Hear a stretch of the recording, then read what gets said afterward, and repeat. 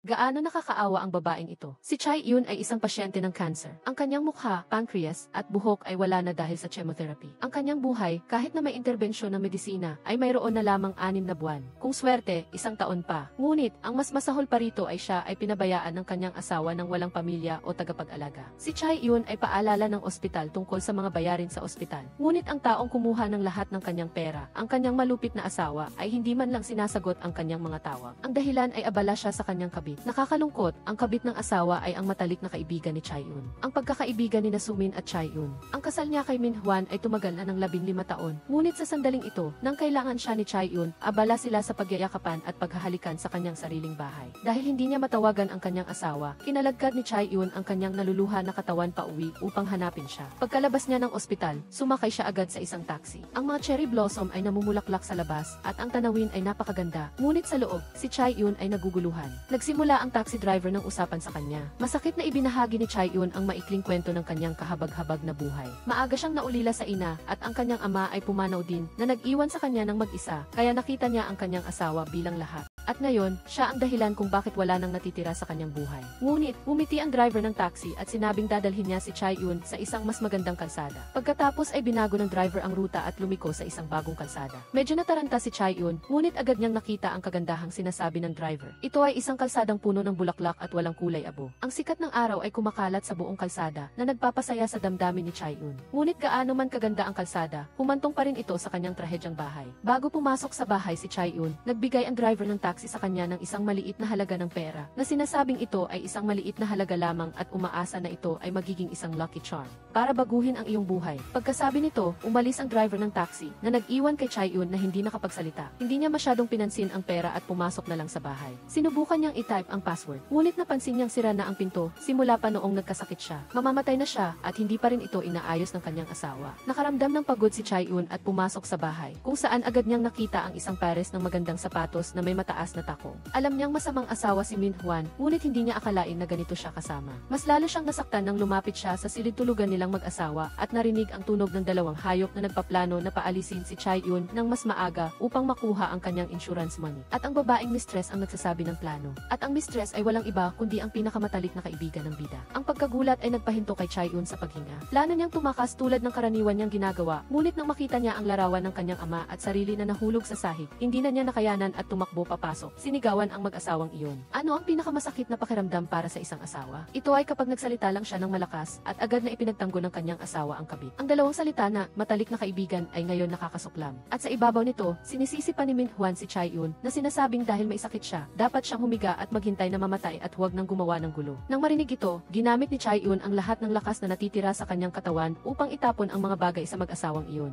Ngunit ang kanyang lakas ay hindi sapat para itaboy ang langaw. Ang dalawang mandaraya ay patuloy na nagpapaka-inosente na parabang ang pagtataksil ay isang karangalan. Nagkunwari pang kinonsola ni Sumin si Chai Yun, ngunit sa katunayan ay sinadyang galitin siya na sinasabing, Chai Yun, mamamatay ka rin naman. Nauna lang ako ng kaunti. Ang mga salitang ito mula sa kanyang bibig ay nagpagalit kay Chai Yun, kaya't kinuha niya ang branded na handbag ng babae at pinagpalo si Min Hwan. Nang makita ni Min Hwan ang kanyang maliit na kabit sa ganoong kalagayan, sumugod siya upang awatin sila. Sa huli, sa gitna ng pag-aaway, itinulak niya si Chai Yun sa likod ng walang pag-aalinlangan. Diretso siyang tumama sa gilid ng mesa at pumanaw. Hanggang sa kanyang kamatayan, naririnig pa rin niya ang dalawang bastos na nagpaplano kung paano itatanggi ang kanilang pagkakasala. Ang trahedya na buhay ni Chai Yun ay nagtapos dito. Biglang, isang boses ang tumawag sa pangalan ni Chai Yun na nagbalik sa kanya sa katotohanan. Nanlabo ang kanyang paningin hanggang sa isinuot niya ang kanyang salamin at nakita si Park Min Hwan na nakatayo sa harap niya. Hindi nag-isip ng 2 beses si Chai Yun at agad niyang hinagis ang mga bagay upang habulin siya. Hindi ito naiintindihan ng mga tao sa paligid hanggang sa lumapit ang manager at hinawakan ang kamay ni Chai Yun para pigilan siya. Napagtanto ni Chai Yun na siya ay nasa gitna ng opisina at lahat ng empleyado ay nakatingin sa kanya ng may pagtataka. Nalilito si Chai Yun at hindi alam kung ano ang nangyayari. Hindi na rin niya nakita ang mga peklat mula sa radiation therapy sa kanyang kamay. Kaya, lumapit siya sa salamin at napagtanto. Ang kanyang hitsura ay hindi man lang mukhang pagod at may buhok pa siya. Habang pinipilit niyang kumalma, lalo siyang natataranta. Natumba siya sa mesa na nagpabagsak sa kaldero ng tubig na kumukulo. Mabuti na lang at dumating ang manager para saluhin ito. Sa sandaling ito, lumapit din si Sumin na may mukhang nag-aalala. Ang dalawang mandaraya ay narito na pareho ngayon. Ngunit ano ang sitwasyon ngayon? ngayon, si Chae-yoon ay tumakbo papalayo sa takot, naiwan ang isang sapatos. Lumabas siya sa kalsada at nakita niyang ganap na itong iba. Tila bumalik ang South Korea sa taong 2013. Bago pa naintindihan ni Chae-yoon kung ano ang nangyayari, tumakbo papalapit ang manager. Ang gwapong lalaking ito ay si Jae-hyuk, ang manager sa trabaho ni Chae-yoon. Matapos pakalmahin si Chae-yoon, kinumpirma ni Jae-hyuk sa kanya ang isang bagay na kasalukuyan ay taong 2013. Pagkatapos, inihatid niya si Chae-yoon hanggang sa kanyang bahay at binigyan pa siya ng pambili dahil nakalimutan niya ang kanyang bag sa opisina. Pagkapasok ni Chae-yoon sa bahay, napansin niya na ang apartment ay pareho pa rin noong hindi pa siya kasal. Pagkatapos niyang suriin, lahat ng kanyang mga gamit ay may expiration date na 2013. Ibig sabihin, bumalik siya sa nakaraan, eksaktong 15 taon. Sa gitna ng kanyang pagkalito, nakita niya si Jae-hyuk na nag-doorbell. Kailangang sabihin na ang boss na ito ay talagang maalalahanin. Bumili siya ng isang bag ng pagkain para makakain muna si Chae-yoon bago siya umalis. Sa puntong ito, kalmado na si Chae-yoon at hinanap ang pera na ibinigay sa kanya ni Jae-hyuk sa kanyang bulsa at nakita niya ang perang ibinigay sa kanya ng taxi driver kaninang umaga. Tiningnan niya ang simbolo ng puso sa pera. Napagtanto niya ang isang bagay, iyon ang simbolo na laging iniiwan ng kanyang yumaong ama. Tama, ang regalong ito ng muling pagsilang ay dinala ng kanyang ama. Ang kanyang ama, kahit matagal nang namatay, ay laging nagmamahal sa kanya sa pamamagitan ng paglikha ng kahangahangang himalang ito. Napaluha si Chae-yoon sa tuwa. Sa sandaling ito, tumunog muli ang doorbell. Si Min-hwan ang dumating para hanapin siya. Nako, bumalik siya sa 15 taon na ang nakakaraan, kaya ang bastos na ito ay boyfriend pa rin niya. Hindi siya pinapasok ni Chae-yoon sa bahay at inanyayahan na lang siya sa isang kainan sa tabi ng kalsada. Plano niyang makipaghiwalay, ngunit nagulat siya nang mauna itong magsalita. Sa katunayan, sa oras na iyon, akala niya ay buntis siya, ngunit sa totoo lang ay mayroon lang siyang gastritis. Gayunpaman, ang bastos na iyon ay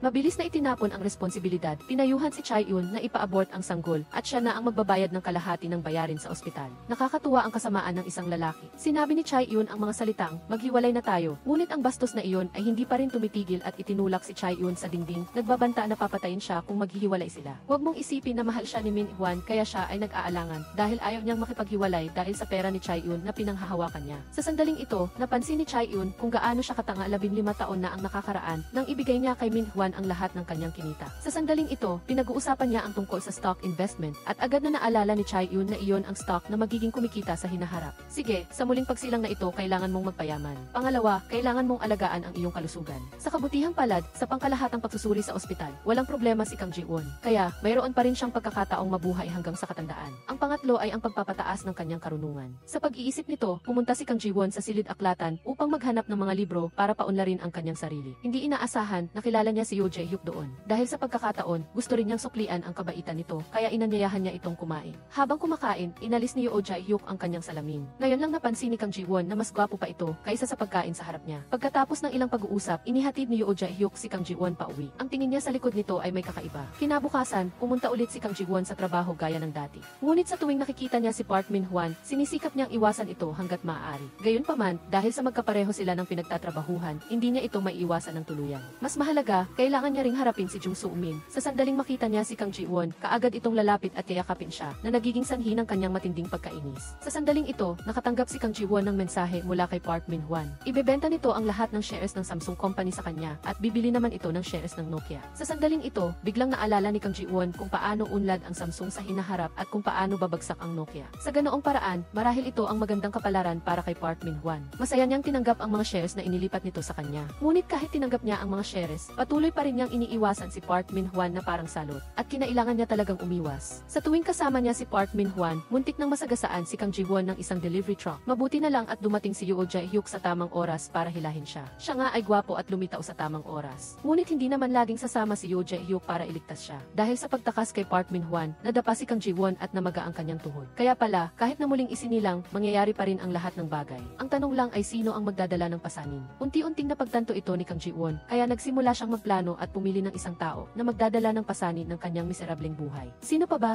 Walang ibang mas karapat-dapat kaysa kay Jung Soo-min dahil matalik kaming magkaibigan. Pagkatapos magdesisyon, si Jung Soo-min ang papalit sa kanyang malungkot na kapalaran. Nagsimula ng kumilos si Kang Ji-won upang makamit ang layuning iyon. Sa umaga pa lang ng araw na iyon, nakita na niya si Jung Soo-min sa opisina, na bad omen na para sa kanya, ngunit kailangan pa ring magpakita ng pagkakaibigan si Kang Ji-won. Sa elevator, nagkataong nakasalubong niya si Yoo Jae-hyuk. Tila tumakbo ito para lang makita si Kang Ji-won. Pagkatapos, tinawag niya si Kang Ji-won sa rooftop at tinanong kung libre ito sa linggo. Ngunit si Jung Soo-min ay sumunod at sinabing pupunta si Kang Ji-won sa reunion ng klase, kasama niya sa linggo. Ngunit nag-alala pa rin si Kang Ji-won sa sugat sa kamay ni Yoo Jae-hyuk, kaya dinalhan niya ito ng pain reliever. Napakabait ng kanyang supervisor. Nang malaman niyang masakit ang tuhod niya, hinati pa nito ang gamot para kay Kang Ji-won.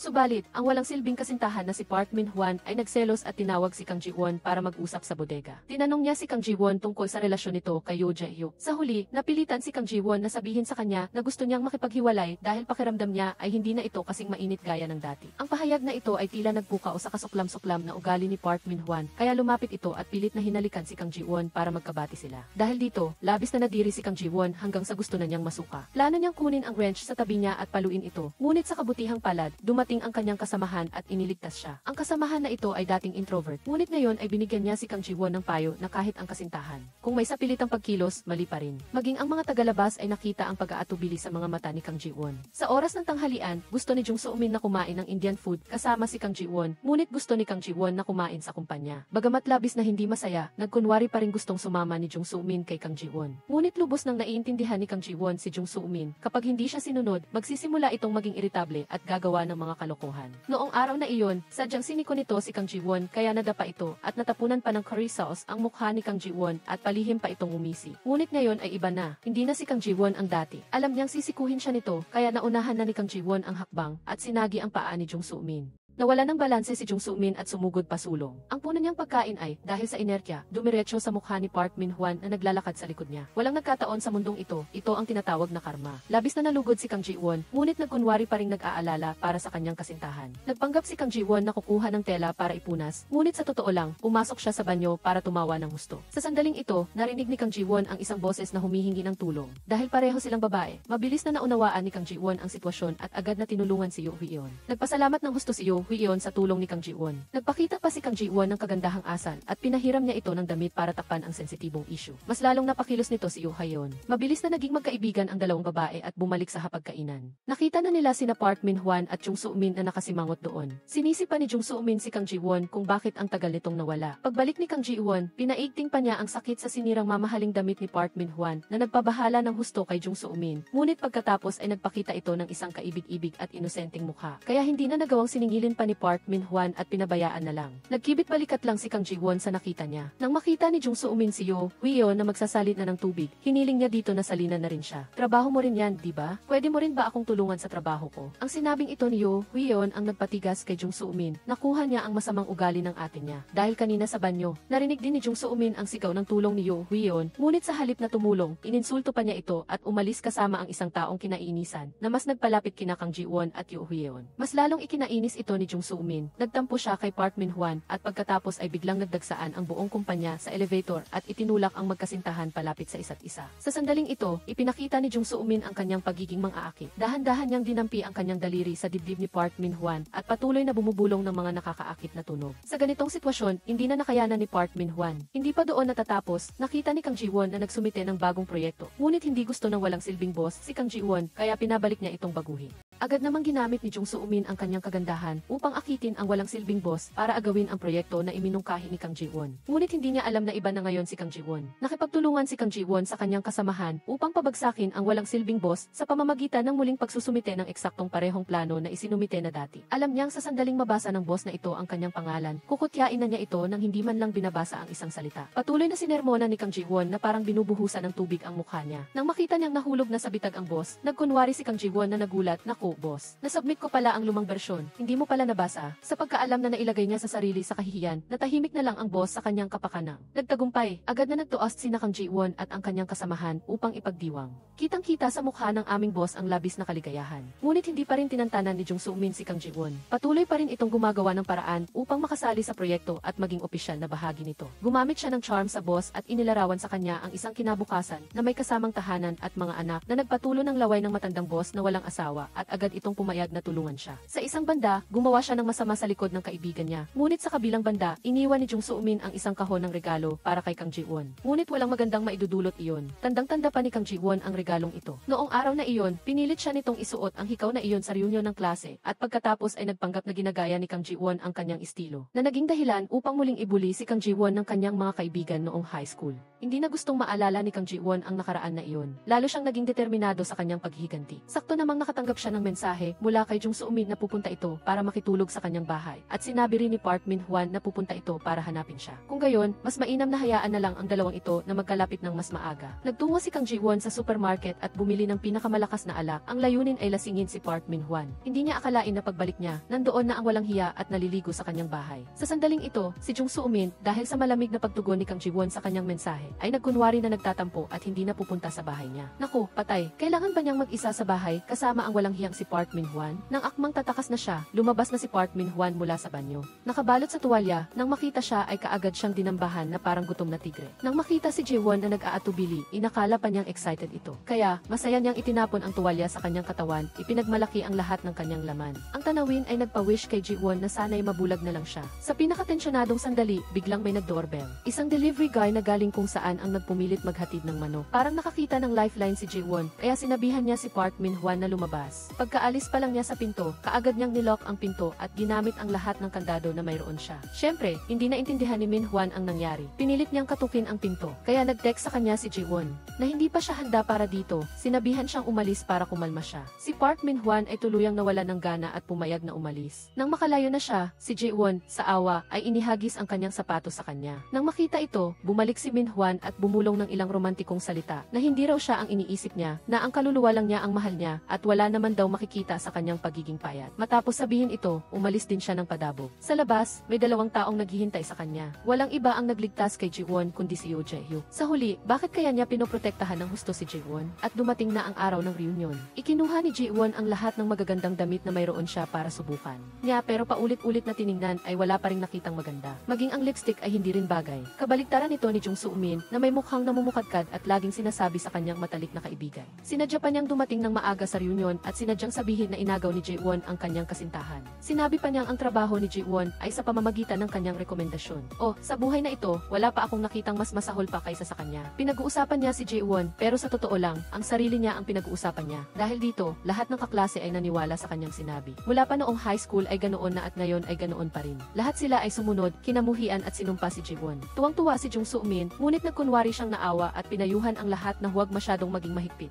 Doon din dumating si Ji-won. Agad siyang masiglang sinalubong ni Jung Soo-min, naghihintay na kuyugin si Ji-won ng buong klase gaya ng dati. Ngunit si Ji-won, mula pa nang pumasok ay may kakaibang aura. Ang kanyang buhok, pananamit, at make-up ay nagpaganda sa kanya ng higit pa sa lahat ng babaeng naroroon, kasama na ang nakakainis na mukha ni Jung Soo-min. Nang makita siya, natigilan si Jung Soo-min at hindi makapagsalita. Nagulat ka, di ba? Umupo si Ji-won ng may pagka-elegante. Muli, nagkumpulan ang lahat at sinabing magkatulad ang hikaw ni Ji-won at Jung Soo-min. Ngunit isang kaklase ang nakakita na ang suot ni Ji-won ay mas maganda kaysa sa suot ni Jung Soo-min dahil ang suot ng ate mo ay orihinal. Ang bagay na ito ay sa tulong ni Kang Hyun-mo. Nakasalubong ni Kang Hyun-mo si Ji-won sa kalye. Agad niyang napansin na peke ang hikaw na bigay ni Jung Soo-min kay Ji-won. Nang malaman ito, nagpa siya si Kang Hyun-mo na tulungan si Ji-won na mag-transform. Dinala niya si Ji-won sa isang salon. Balak lang sana ni Ji-won na palitan ang kanyang hairstyle. Ngunit pinili niyang baguhin ang kanyang sarili ng buo. Kaya, pinutol niya ang kanyang mahabang buhok. Nang makita ang kanyang sarili na maganda sa salamin, hindi napigilan ni Ji-won ang kanyang luha. Kaya pala, dati pa man, maganda na siya ng ganito. Paano niya nagawang tratuhin ganoon ang sarili niya sa loob ng maraming taon? Ang tunay na pares ng hikaw na ito ay hiniram din ni Ji-won kay Yoo Jae-hyuk. Talaga nga namang napahiya nito si Jung Soo-min sa harap ng klase. Sinamantala ni Ji-won ang pagpunta sa banyo para mangyari muli ang insidente noon. Totoo nga, pinag-uusapan na naman siya ng mga kaibigan niya sa banyo. Ngunit mabilis nilang napansin na naroon si Ji-won. Katulad din noon, hinanap nila siya. Ngunit si Ji-won ay hindi na nakaupo at naghihintay mamatay. Buong tapang niyang sinipa ang pinto at lumabas at agad din nilinawan ang mga taong ito. Ibinigay ni Ji-won ang kanyang business card na nagpapatunay na siya ay assistant manager, isang posisyon na 10 beses na mas mataas kaysa kay Jung Soo-min. Bukod pa rito, kasintahan niya si Park Min-hwan. Para kumpirmahin, tinawagan niya agad si Park Min-hwan na buong araw nang naghihintay sa tawag niya. Pagkasagot pa lang, masigla na niyang binati ang kanyang mga kaibigan. Ang dalawang kasinungalingan ni Jung Soo-min ay napatunayan niyang mali, ngunit matigas pa rin ang ulo ng mga kaibigan nila noong high school. Pinaniwalaan si Jung Soo-min dahil mayroon pang isang kwento mula sa nakaraan. Sinabi ni Jung Soo-min na inagaw ni Ji-won ang kanyang unang pag-ibig na naging dahilan para walang dahilan na apihin si Ji-won noon. Ngayon lang napagtanto ni Ji-won ang walang hangganang kasamaan ni Jung Soo-min. Lumabas na sa simula pa lang ay hindi na siya maganda. Ngunit ang pangunahing karakter sa kwentong iyon ay wala roon. Nagsimulang mag-alinlangan si Ji-won at sa kabutihang palad ay dumating ang prinsipe. Biglang sumulpot si Baek Eun-ho na ikinagulat ng lahat. Siya nga ang tinutukoy ni Jung Soo-min. Ngunit paumanhin, hindi ko kailanman dinate si Jung Soo-min. Ang sinabi ni Baek Eun-ho ay nagpatigil sa buong klase. Sa oras na ito, siguro dapat magpatugtog na ang restaurant. Kawawang Jung Soo-min, sa totoo lang, hindi lang basta dumating si Baek Yoon-ho. Si Yoo Jae-hyuk mismo ang lumapit sa kanya at nagmakaawa na pumunta sa party. Hindi niya inaasahan na dahil doon ay malalaman niya ang kwento noon na may gusto pala sa kanya si Jae-won. Nang makita ito, nahiya si Jae-won at tumakbo palayo. Ang kanyang ganda ay napansin ng isang umiibig na kaluluwa. Nag-aalala rin si Yoo Jae-hyuk at nakaparada sa labas. Ngunit ang kanyang pagsasaayos at pagtulong kay Jae-won ay hindi sinasadyang nagbigay ng pagkakataon kay Baek Yoon-ho na lumapit kay Jae-won. Kaya naman, muling nasaksihan ni Yoo Jae-hyuk ang eksena kung saan may iba pang nagpapahayag ng pagmamahal kay Jae-won.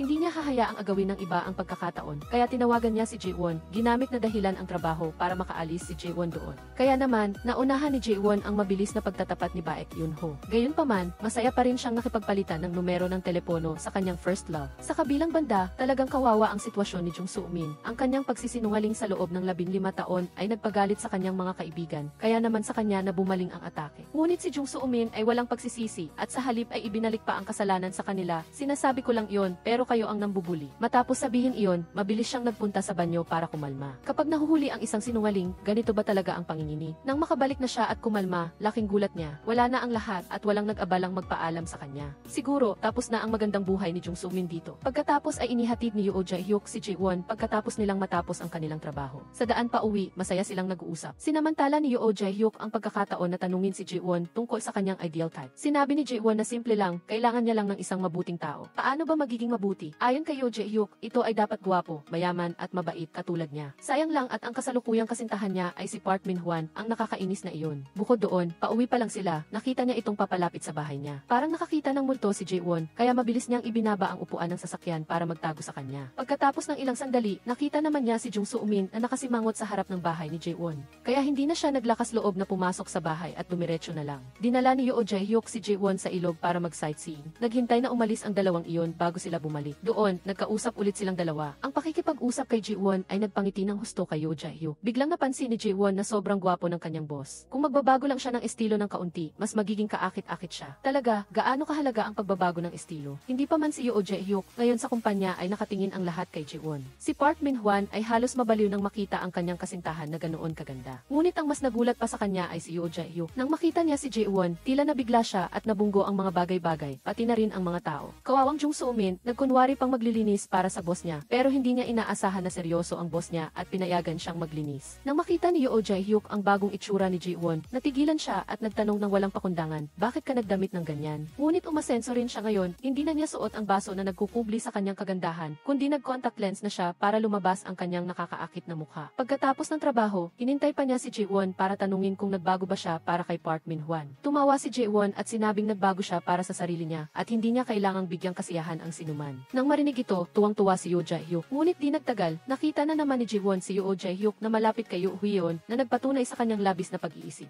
Gagawin nitong isipin ni Jae-won na si Hyeon ang kasintahan ni Jae-hyuk at sandaling nalungkot siya. Ngunit hindi niya alam na ang relasyon ng dalawa ay higit pa sa pag-ibig dahil si Hyeon ay apo pala ng presidente at nakababatang kapatid ni Jae-hyuk. Nakakagulat, di ba? Ngunit mas nakakagulat ang eksena ni Jae-hyuk na naliligo. Ang kapansin-pansin ay mayroon siyang pamilyar na simbolo sa kanyang katawan. Ito ang simbolo ng puso sa papel na pera na madalas iguhit ng tatay ni Jae-won. Nagtatanong siya sa sarili kung bakit napakabait sa kanya ni Jae-hyuk. Posible kaya na si Jae-hyuk din ang regalo na iniwan ng tatay ni Jae-won? Noong araw na iyon, noong namatay si Jae-won, pinasa ni Jae-hyuk ang sakit sa kanyang libing. Palagi ka na niyang mahal noon pa man. Hindi niya inaasahan na sa libing, malalaman niya ang ginawa ng dalawang taksil na naging dahilan ng kanyang kamatayan. Lalo siyang nagulat na si Jae-won ay nagkaroon ng miserableng buhay dahil sa pambubuli ng kanyang mga kaibigan. Nagsisi siya ng husto, kinamuhian niya ang sarili dahil sa kakulangan ng tapang kaya nawala ka. Sa gitna ng sakit, nakaranas si Jae-hyuk ng isang hindi inaasahang aksidente. Pagmulat niya, nasa mundo na siya ng 2013. Siya rin pala ay isang transmigrator. Kung pag-uusapan ang one-sided love ni Jae-hyuk, dapat balikan ang 8 taon bago nito. Pagkatapos niyang mag-absent ng 5 taon, nakipagdiwang siya kasama ang kanyang mga kaibigan sa pamamagitan ng isang matinding beer drinking session. Sa sandaling iyon, nabangga ni Jae-hyuk ang isang babae. Hindi niya inakala na si Jae-won pala iyon, pero lasing na lasing siya at hindi na niya alam ang nangyayari. Sa una, hindi pinansin ni Jae-hyuk si Jae-won at tiningnan lang siya bilang isang estranghero. Ngunit nang tumalikod siya, napansin niya na may ilang masasamang tao na gustong samantalahin si Jae-won, kaya bumalik si Jae-hyuk para tulungan siya. Nalaman niya mula kay Jae-won na mag-isa na lang talaga siya. At dahil hindi siya makatayo ng maayos, hindi sinasadyang nahulog at nabasag niya ang kanyang salamin.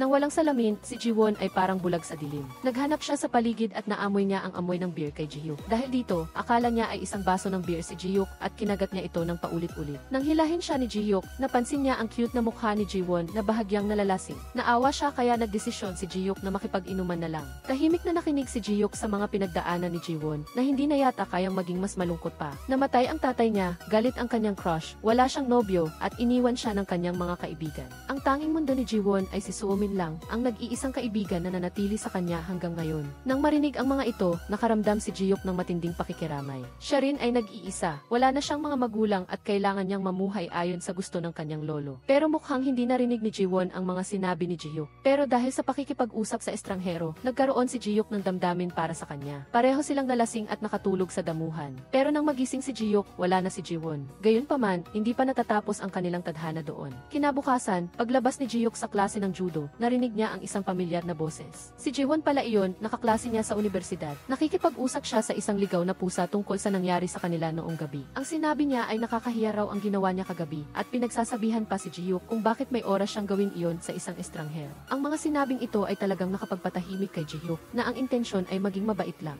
Bakit niya ako sinisisi? Natawa si Jiyuk at nagdesisyon na mag-drop sa klase ng judo para hindi na niya makita si Jiwon. Pero hindi niya kayang pigilan ang kanyang puso. Nang makita niyang inaalagaan ni Jiwon ang ligaw na pusa, lalo siyang nagkagusto sa kanya. Ginaya niya si Jiwon at inalagaan din ang maliit na pusa. Lumipas ang panahon, dumating ang tagsibol, taglagas at tag-init. Sa wakas, bumagsak ang unang nyebe at nagkaroon sila ng pagkakataon na panoorin ito ng magkasama. Lumipas ang mga taon at naging department head si Jiyuk sa isang leading food company. Hindi niya inakala na muli niyang makikita si Jiwon dito. Kahit nagkaroon muli ng pagkakataon, pinalampas na naman ito ni Jiyuk. Nahulog na si Jiwon sa bisig ni Minhwan. Kaya sa transmigration na ito, ayaw na niyang palampasin pa ang pagkakataon. Kinabukasan, pumunta si Jiyuk sa kumpanya na mayroong ganap na bagong itsura. Ang kanyang hairstyle, damit at tingin ay nagpaaliw sa buong kumpanya. Si Jiwon ay natuwa sa kanyang pagbabago. Kahit sino pa ang humanga, kailangan lang ni Jiyuk na aprobahan siya ni Jiwon. Dahil dito, nagalit si Minhwan at mabilis na tinawag si Jiwon upang paalalahanan siya. Sinabi ni Jiwon kay Minhwan na huwag siyang mag-alala dahil may nobya na si Jiyuk. Ngunit, naglakas loob pa rin si Minhwan na sabihin kay Jiwon na ang lahat ng lalaki sa mundo ay pare-parehong masama at mapanling lang. Ang bawat salita niya ay parang panlalait sa sarili niya. Ang bawat salitang sinabi ni Minhwan ay pinaniniwalaan ni Jiwon. Para tapusin ang usapan, sinabi niya kay Minhwan na huwag siyang mag-alala dahil lahat ng lalaki ay pare-pareho, tanging si Minhwan lang ang natatangi. Kahit naduduwal si Jiwon, pinilit niya pa ring bumiti at makipag-usap sa lalaking ito. Halatang kinilig si Minhwan ng husto. Nang makita niya si Suomin, agad siyang umiwas para hindi mawala ang kanyang magandang nobya. Samantala, ang buong kumpanya ay baliw na baliw kay Jiyuk. Ang tanging tatlong magkakaibigan na malapit kay Jiwon ang walang pakialam sa mga ito. Masaya silang nag-uusap nang biglang sumingit si Suomin na nakasira sa magandang usapan. Pumunta siya at nakipag-usap, nagkunwari na matagal na silang magkaibigan ni Jiwon. Sinubukan niyang gawin iyon, ngunit sa mga salita niya, lahat ng salita niya ay naglalayong siraan si Jiwon. Ngunit kilala naman ng lahat ang ugali niya dito. At ang layunin niya sa pakikipag-usap ay hindi maganda. Gusto niyang makasama sa proyekto na iminungkahi ni Jiwon dahil kung magawa niya iyon, makukuha niya ang permanenteng posisyon. Nang tumanggi si Jiwon, agad na nagpakita ng masamang ugali si Sumin. Sinabi niya na huwag kalimutan ni Jiwon na siya ang tanging kaibigan niya. Ang nakakatakot na mukha niya ay nagdulot ng takot kay Jiwon. Kasabay nito, tinawag siya ng kanyang masamang boss at sinabi sa kanya na isama si Sumin sa proyekto. Kaya pala malinaw na ang layunin at plano ni Sumin. Kung hindi niya makukuha sa pamamagitan ng paghingi kay Jiwon, handa siyang agawin ito sa anumang paraan. Talagang isa siyang halimaw. Kinakatakutan para paalisin ang kanyang masamang aura. Lumapit si Yoo Jae-hyuk at buong tapang na inanyayahan si Kang Jiwon na maghapunan kasama siya. Ngunit sa kabila ng imbitasyon mula mismo sa boss, tumanggi si Kang Jiwon. Kung hindi iyon hapunan para sa trabaho at sa halip ay si Baek Yunho ang kanyang nakilala, ang layunin ni Kang Jiwon ay malaman kung bakit galit na galit sa kanya si Baek Yunho noon. Sa pagtatanong, nalaman niyang lahat ay dahil kay Jung Soo-min. Sa isang banda, sinabi niya kay Kang Jiwon na hindi siya gusto ni Baek Yunho at sa kabilang banda, sinabi niya kay Baek Yunho na may gusto na si Kang Jiwon sa iba at galit na galit sa kanya. Ginamit niya ang pagdidikit-dikit ng baso para hindi magkaroon ng first love si Kang Jiwon. Sa oras ding ito, sinimulan na naman niyang gamitin ang parehong trick kay Park Min-hwan na nagpapanggap na inosente. May dramang sinabi niya na si Jiwon ay nagtataksil. Dahil dito, galit na galit si Min-hwan at masayang-masaya naman si Sumin. Paano niya nagagawang maging ganito? Si Jiwon ay malapit nang bumalik sa kanyang naudlot na pag-ibig nang malaman niya na mayroong taong nagpadalo kay Yunho sa reunion. Nang ilarawan ni Yunho ang taong iyon, nakilala ni Jiwon na si Jiyuk iyon. Kaya, muling nawala ang pagkakataon ni Yunho. Sa parehong oras, naglakas loob din si Jiyuk na tawagan si Jiwon, ngunit hindi niya ito sinagot. Samantala, habang pauwi si Jiwon, nakaramdam siya ng lamig sa kanyang likod na parang may sumusunod sa kanya. Takot na takot, tumakbo si Jiwon ng mabilis. Pero hindi niya inakala na ang taong iyon ay walang iba kundi ang taksil niyang nobyo na si Minhwan. Nais niyang takutin si Jiwon dahil naniwala siya sa sinabi ni Sumin na nagtataksil si Jiwon. Nais sanang lumaban ni Jiwon, ngunit mahigpit na hinawakan ng lalaking ito ang kanyang kamay na nagpaalala sa kanya sa kung paano siya nito pinatay. Sa mga ganitong sandali, lalabas ang prinsipe. Tama nga, biglang lumabas si Jiyuk at sinuntok si Minhwan na umikot sa ere. Hindi pa siya tumitigil dahil nakita niyang binubuli ni Minhwan si Jiwon. Gusto niya siyang saktan dahil sa mga nangyari noon. Ngunit pinigilan siya ni Jiwon kaya hinayaan na lang niya si Minhwan na mabuhay. Si Minhwan, na bagong galing sa kamatayan, ay lubhang natakot. Nakakatakas na nakalimutan ang nobyo. Ang natitira na lang sa espasyo ay si Kang Jiwon at Yoo Jae-hyuk. Nailigtas lang niya ito, ngunit sinisi naman ni Kang Jiwon si Yoo Jae-hyuk sa paglampas sa kanyang katayuan. Siya ay boss lang sa kumpanya at walang obligasyon na protektahan siya ng ganoon. Talagang espesyal ang bida. Bihirang lay ang nakakapag-isip tulad niya. Hindi pa sapat ang pagpigil. Sinabi pa ni Kang Jiwon na magkapatid sila ni Yoo Hwi-yeon. Ayaw niyang masangkot ang dalawang magkapatid sa anumang love triangle, kaya't umaasa siyang lalayo si Yoo Jae-hyuk. Pagkarinig nito, talagang nakaramdam ng pagkabahala si Yoo Jae-hyuk. Dali-dali niyang hinawakan ang kamay ni Kang Jiwon at nagpaliwanag, magkapatid kami ni Yoo Hwi-yeon, sa totoo lang. Pagkatapos sabihin iyon, tinawagan niya si Yoo Hwi-yeon upang patunayan ang kanilang relasyon. Sa oras na ito, ang tanga, nahulog ang loob ni Kang Jiwon nang mapagtanto niyang magkapareho sila ng apelyido. Nahihiya siya at hindi malaman kung saan magtatago. Dali-dali siyang humingi ng tawad kay Yoo Jae-hyuk, ngunit hindi na nakahintay pa si Yoo Jae-hyuk at diretsong inihayag ang kanyang damdamin. Kung hindi pa dumarating ang pagkakataon, ako na mismo ang gagawa nito. Gusto kita, Kang Jiwon. Pagkatapos ng dalawang buhay, sa wakas ay nagawa rin ni Yoo Jae-hyuk. Ngunit sa kasalukuyan, ang damdaming ito ay hindi pa nasusuklian. Matapos magtapat ng pag-ibig, inihatid ni Yoo Jae-hyuk si Kang Jiwon pauwi nang bigla itong inatake ng sakit sa tiyan. Labis na nag-alala si Yoo Jae-hyuk, ngunit mas nakakabahala siya dahil bigla siyang bumagsak sa harapan ni Kang Jiwon. Agad na isinugod si Yoo Jae-hyuk sa emergency room. Lumalabas na madalas siyang magpuyat at uminom ng maraming alak. Naging sanhi ng pagkapagod ng utak. Sa kabila nito, habang pinapaalalahanan ng doktor si Yoo Jae-hyuk na alagaan ang kanyang kalusugan, tanging ang tiyan lang ni Kang Jiwon ang inaalala niya. Kinumpirma ni Kang Jiwon na maayos lang siya, ngunit labis na nag-alala si Yoo Jae-hyuk. Matapos lumabas, inalok ni Yoo Jae-hyuk na ihatid si Kang Jiwon pauwi. Ngunit pakiramdam niya ay hindi komportable at tinanggihan siya dahil sa kasalukuyan ay may kasintahan pa rin siya. Hindi rin namilit si Yoo Jae-hyuk. Umaasa rin siyang mas aalagaan ni Park Min-hwan si Kang Jiwon. Pagkatapos sabihin iyon, nagpatawag siya ng taxi para kay Kang Jiwon at sinundan niya ito upang protektahan siya. Sa opisina, direkta pa niyang binalaan si Park Min-hwan, kung hindi mo siya hihiwalayan, tratuhin mo si Kang Jiwon ng maayos. Kung hindi, magkakaroon siya ng one-way ticket sa langit sa isang iglap. Pero anong maaasahan kay Park Min-hwan? Idagdag pa ang matalik niyang kaibigan na si Jung Soo-min na papalapit mula sa malayo. Nakita niyang nakaupo si Park Min-hwan sa tabi ng kalsada, kaya't nagpanggap siyang sumakay sa taxi. Inihanda ang kanyang mga pindutan para maging kaakit-akit at lumapit kay Park Min-hwan. Nagkunwari siyang labis na nag-aalala nang makita ang malungkot na mukha nito. Sa ganito, matagumpay niyang nilandi si Park Min-hwan. Pinilit siya ni Park Min-hwan sa dingding at balak sanang ibigay sa kanya ang gusto niya. Ngunit sino ang mag-aakalang si Jung Soo-min ay isang tusong soro, kaya't nagkunwari siyang tinulak ito. Umiyak siya ng labis dahil pakiramdam niya ay may kasalanan siya kay Kang Jiwon. Talagang tuso ang babaeng iyon. Dahil walang nagawa, inihatid ni Park Min-hwan si Jung Soo-min pauwi. Sa kotse, patuloy niyang tinititigan ang bawat kurba ng katawan nito. Galit dahil hindi niya nakamit ang kanyang layunin.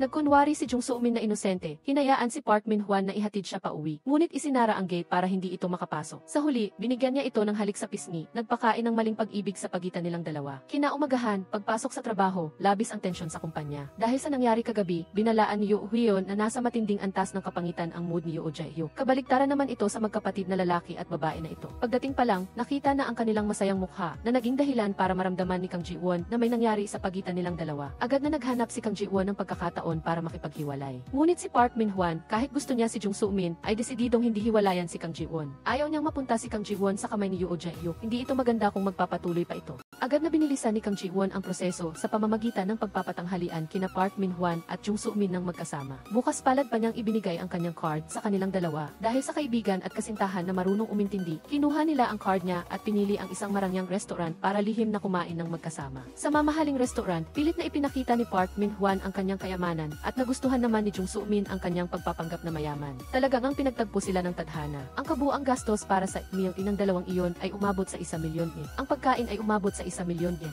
Ang dalawang ito ay talagang wala ng pagpapahalaga kay Kang Jiwon. Ngunit, mas mabuti na rin ito, mas madali siyang makakapaghiwalay. Bukod sa dalawang ito, may isa pang hindi kaaya-aya. Ito ay walang iba kundi ang bastos na manager ni Kang Jiwon. Bigla niyang inimbitahan si Kang Jiwon at ang kasamahan nilang babae na magtanghalian. Alam na niya na bastos ito, ngunit hindi niya inaasahan na bukod sa bastos ay marumi pa ito. Habang kumakain, nagsasalita ito ng pabulong-bulong at kung ano-ano ang sinasabi. Hindi rin naman natural na mag-imbita ito ng dalawang tao na kumain ng ganoon. Ang pangunahing layunin ay upang agawin ang proyekto na iminungkahi ni Kang Kang Ji-won. Sa partikular, gusto niyang ang pangalan niya ang maging may-ari ng proyektong iyon. Siyempre, tinutulan ni Kang Ji-won ang walang katuturang kahilingan na ito. Ngunit sa mundo ng kapitalismo, walang karapatan ang mga empleyado na pigilan ito. Kaya't diretsong tinanggal ng bastos na amo si Kang Ji-won sa proyekto at walang pasubaling inagaw ang kanyang plano. Agad na ipinasa ang proyekto sa lupon ng mga direktor. Alam agad ni Yoo Jae-hyuk nang mabasa niya na may pinagdadaanan si Kang Ji-won. Alam niyang hindi komportable si Kang Ji-won sa kanyang tulong, kaya inimbitahan niya si Kang Ji-won na gumawa ng isang mas kapaki-pakinabang na bagay na tinatawag na martial arts. Gaya ng ipinangako, tutulungan niya si Kang Ji-won na matuto ng pagtatanggol sa sarili. Matapos ang 7,749 na beses na pamumula at pamamaga ng pisngi, sa wakas ay nabuwal din ni Kang Ji-won ang isa sa dalawang kaibigan ni Yoo Jae-hyuk. Ngunit nang dumating ang oras na magsanay kasama si Yoo Jae-hyuk, kakaiba ito. Mataas at malaki siya. Paano niya mabubuwal si Yoo Jae-hyuk kung napakaliit niya sa mga bisig nito? Walang emosyong itinuro ni Yoo Jae-hyuk kay Kang Ji-won na kung gusto niyang patumbahin ang isang tao, isipin niya ang taong pinakakinamumuhian niya. Kaya, inisip ni Kang Ji-won ang kanyang miserable at mapait na buhay dahil kay Park Min-hwan. Sa ganoong paraan, naitulak niya si Yoo Jae-hyuk at nabuwal ito. Kaya, sa wakas ay nagtagumpay si Kang Ji-won na matuto ng martial arts at nabuwal ang isang tao. Dahil sa pagiging mapagmalasakit at maalalahanin ni Yoo Jae-hyuk, bahagyang naantig din si Kang Ji-won. Sa tulong ng pagbibigay niya ng inspirasyon, agad na sinimula ni Kang Ji-won ang kanyang paghihiganti. Una, humingi siya ng tawad sa kanyang bastos na amo at sinabihan itong gamitin ang kanyang plano. Susuportahan niya ito mula sa likuran. Dahil ang amo ay walang profesional na kasanayan, labis itong natuwa nang marinig iyon. Naalala ni Kang Ji-won na may isang direktor na apelyidong Kim na dating nahuli dahil sa panggugulo sa kapayapaan. Kaya, iminungkahi niya sa bastos na amo na gawing mukha ng proyekto ang matandang direktor na si Kim. Siyempre, nakita ng amo na napakamakatuwiran ito, kaya agad niyang hinanap ang matandang direktor upang kausapin ito.